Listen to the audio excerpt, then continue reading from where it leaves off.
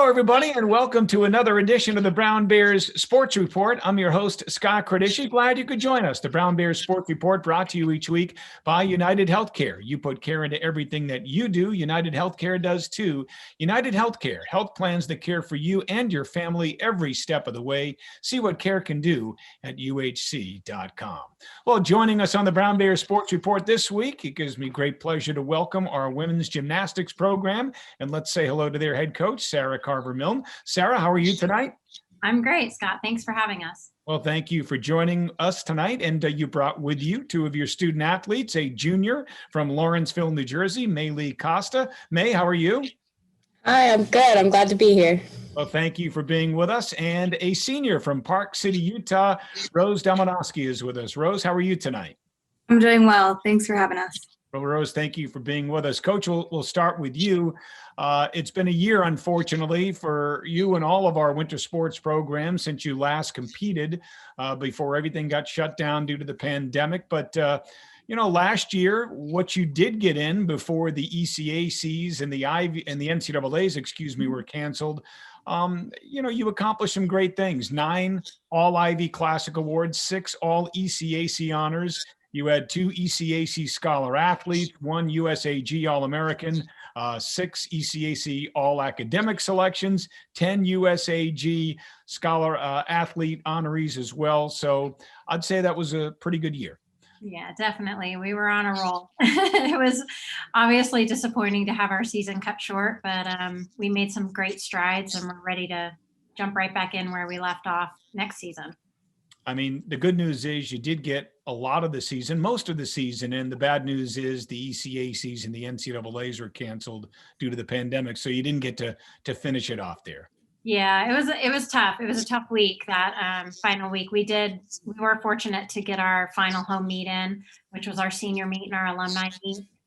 We got to send off Aaron Howell in a great way, which was lovely, and we had our team did a tremendous job in that meet. We had our season high. So it's the right way to go out at the end of your season. But we were just ready to hop on a plane to California at the end of that week when everything shut down. So that was a little disappointing. But we know we'll get another shot at that. We'll pick right back up in 22. So, May Lee, how much do you miss the competition? Oh my gosh, so much. I think it definitely, in the fall, it was like hitting me, but now that like watching other teams compete and thinking back to last season, it's definitely been hitting a lot harder. But I'm more sad for Rose, who doesn't get to have her senior season. Yeah, Rose, I mean, same question to you. How much do you miss it? I'm sure even more so knowing that this was going to be your final year of competition as part of the team. So kind of a bittersweet ending to your career. For sure. It definitely wasn't the ending I was expecting, but it's totally out of our control. And I'm definitely just grateful to have like a good 2.5 years of competition and also ending out on Aaron's senior meet, like being home. That was a really great feeling. So it's good, in retrospect. Rose, when you look back at your career, you competed in all 13 meets as a freshman. You qualified for USAG Nationals on the beam as a sophomore. In fact, you were second team USAG All-American. You were outstanding on the beam and floor last year, receiving ECAC and USAG academic honors as well. So it was quite a career for you. Unfortunately, you didn't get to compete that last year, but I'm sure you look back and have a lot of great memories. Definitely. Yeah, absolutely. I wouldn't change anything. And I'm very lucky to have had the experiences that I did. Is there anything that stands out in terms of competition, in terms of, what you did those 3 years that you'll take with you as a great memory? There's a lot, of course. I remember a couple meets. I would say competing at USAG Nationals was really fun, and having that there's kind of like the prelims and like with the team that you do a day of competition, and then there's the finals. And so getting to compete in finals was really fun. I did that on the beam. So May, you've had such a huge impact as well. Your first 2 years, I mean, as a freshman, you qualified for NCAA regionals on the bars. You won the bars at the USAG Nationals. You qualified for USAGs on the vault. And then, your sophomore year. Last year, USAG first team All-American on the bars and first team All ECAC. You won the Ivy Classic titles on the bars and vault. Just a terrific first 2 years for you, and I'm sure you're excited to get back to it next year. Yes, I'm very excited. I'm very thankful for all the opportunities and to have had 2 successful years. But definitely sad to have a year cut short, but ready to get back out there, have my senior season. You know, your talents are very obvious. Did you have confidence that you could come in right away and make the type of impact that you did and have the type of success that you had? You know, I don't think I did. It was definitely unexpected. I think coming from club gymnastics, I had a pretty major back injury. So I hadn't competed gymnastics in about a year, my freshman year. But really one of the things that helped me become a better gymnast and be successful was Sarah and Jay and the trainers working with me and being able to learn like quality over quantity. So I really just kind of changed my training mindset, and that ended up being what works for me. And I've been very thankful to have that and have been able to keep doing gymnastics because I wasn't sure if I would be able to after I hurt my back. Sarah, were you caught off guard by what May was able to do right away, starting her career? I knew that she was injured, and I knew that it was going to be a long road. But I think, as she had alluded to, it was just a matter of getting her confident in believing that she didn't have to do 8,000 routines a week in order to be as good as she was. She's already put in all that time and effort, and building her confidence up to knowing that she could do fewer numbers, stay healthy, and still perform at the level that she's capable of was really key. And how about Rose? You know, Rose, as I mentioned, she comes in right away, competes in all 13 meets her freshman year, and then terrific as a sophomore, qualifying for USAG Nationals on the beam, and then outstanding again on the beam and floor last year as a junior as well. Yeah, absolutely. And Rose was a surprise to us. We got Rose late in the year, her senior year. She committed to us, and we were very fortunate because she's wise beyond her years, extremely confident, extremely talented. She graduated high school a year early, so she was very young when she came to Brown. But she stepped right in and showed leadership qualities and performed really well on the competition floor. Rose, what do you miss the most? Do you miss the competitions? Do you miss just being with your teammates, you know, practicing? What do you miss the most about the, you know, pre-pandemic norm that we were used to? Yeah, that's a really tough question. Honestly, I think I mostly just miss like the camaraderie of training because that happened every day. It happened honestly mostly twice a day. We do it at lift and then we have practice and just like meals together. So I think just that every day, having this group with all of us together. You know, of course I miss the competitions, but I definitely just miss that lifestyle and like that, yeah, camaraderie. Maylee, same question to you. What do you miss the most? I think Rose said it really well, just having that team camaraderie. I think for me, though, I would say being in that competition environment, I miss a lot. I definitely feel like I feel the most energized there, and to have the team behind you and to land those routines is just one of the best feelings ever. And I miss that a lot. Sarah, you know, I talked to you before the show, and I'd like you to repeat this to the people that are watching too. You said, as difficult as it is for all of us to see other teams competing and wanting to be out there, it might be a little bit easier for Ivy League student athletes to accept just because we know what the end game is, right? You go to a great school like Brown University, and we know that you're going to be a success in no matter what it is you choose to do in life. And does that make it a little bit easier, I guess, to accept not being able to compete this winter? I think so. I think for our seniors, knowing that they still have such bright futures ahead of them and so much more to their lives, that does make it a little bit easier to take. It's certainly incredibly difficult that we're not competing, but Rose, for example, she's going to take a year and then go to med school, and a few years from now she'll just remember those great memories that she had when she was able to compete, and probably won't think too much about this senior year that unfortunately ended. Yeah, and I'm sure you probably use this when you recruit student athletes into your program. And that is when you choose a school like Brown, it's not a 4-year decision, it's a 40-year decision. And, ironically, you just forwarded me an email from one of your former student athletes this week from Anya Barker Hall, class of 18. And she has actually teamed up with another Brown student athlete, Amy Baxter Bailey, who played softball and was from the class of 2008. Believe it or not, the two of them are pediatric nurse practitioners out in California. And I think Amy is training Anya, if I'm not mistaken. Is that right? Absolutely, absolutely. And we were fortunate enough to have a Zoom call with some of our highly successful alums. We don't have any not highly successful alums, but last night with the team, and people just like Anya who have gone on to great things. We had on the call, we had 4 alums. We had one that's a pediatric neurosurgeon who graduated in '08, Hannah Goldstein. We had Jamie Shapiro, who is a faculty, she's faculty at the University of Denver in sport and psychology. She's a doctor as well. April Levin, who's a child neurologist at Boston Children's, and Helen Siegel, who has a PhD in chemistry and is working in the biotech industry. So there's always incredible stories and sources of inspiration for our team, and to think above and beyond Brown as well. Rose, coach said that medical school is in your future after taking a year off. What is your concentration? What will you graduate with a degree in here at Brown?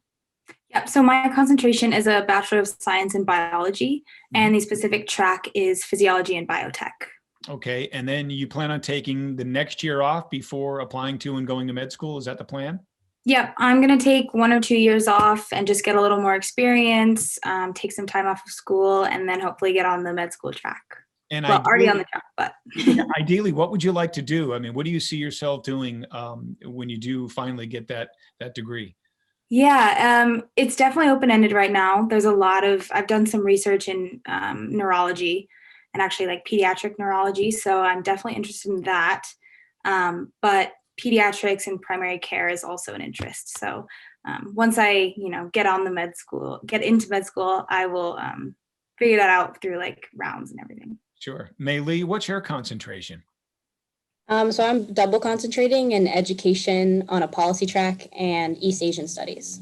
And ideally, what would you like to do when you graduate from Brown? Have you given that much thought yet? Yeah, definitely still up in the air. I'd like to spend a few years in China, kind of working on my Chinese language and probably teaching, and then come back and start more of a policy-based education job.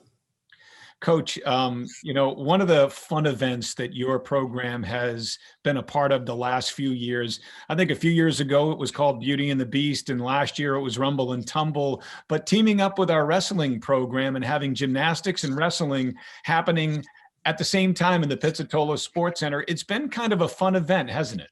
Absolutely. We don't sell tickets for it, but it's sold out. There's standing room only. And there's a new Division I gymnastics program that started this year at Long Island University, and they have a wrestling team as well. So we were scheduled to have both of their gymnastics and their wrestling teams come for that event this year, which would have been pretty incredible. But it's a lot of fun. We have a great relationship with the wrestling team. It seems like the event of the campus. Everyone comes, and it's a lot of fun. So who came up with that idea? Because it really is a great one. We kind of piggybacked off of other schools that had been doing it. And this was back when Coach Amato was here. And I had approached him and just said, hey, is this something you think we could do here at Brown? Because it's a lot of fun. It's different. It's exciting. It brings fans to both sports that may not watch the other sport normally. And we just kind of went from there. I don't think we started until Todd Beckerman was here, though. Okay. So Mei Lee, my question to you is, obviously your sport requires tremendous concentration. Any type of distraction at all with wrestling going on in the other half of the gym while you're trying to do your thing? I think Once you're doing your event, you're kind of focused in, you kind of tune out everything else. It's totally gone. But then once you're off it, it's so fun to look over and be like, whoa, what's happening over there? And just the energy and the crowd and in the room is just so different from some of our other competitions. So I think we all just feed off of that and do even better. Rose, what are you going to miss the most about your 4 years at Brown? Not necessarily, gymnastics related. It could be anything. Is there something you're really going to miss when you walk through those Van Wickle gates in May? I would say just the team in general. Just thinking about how many classes I've met, about like 8 classes it must have been, like from when I was a freshman, and I've still talked to some of our seniors or the seniors from that year, down to hopefully I'll be able to make these connections with the freshmen this year. Definitely just going to miss the team and having that sense of community, and also just overall representing the School of Brown, because there's nothing like walking out from lift and we're all in our lift shirts and just being able to really represent like Brown gymnastics. So I'll definitely miss that. So Coach said that you were kind of a late addition to the program in the recruiting process. You're from Park City, Utah. Tell us how you wound up here in Providence. Yeah, so I'm from Park City, and I initially was a little bit burnt out from club gymnastics, and I wasn't sure if I wanted to continue. So I spent most of my college search process thinking I wasn't going to do gymnastics.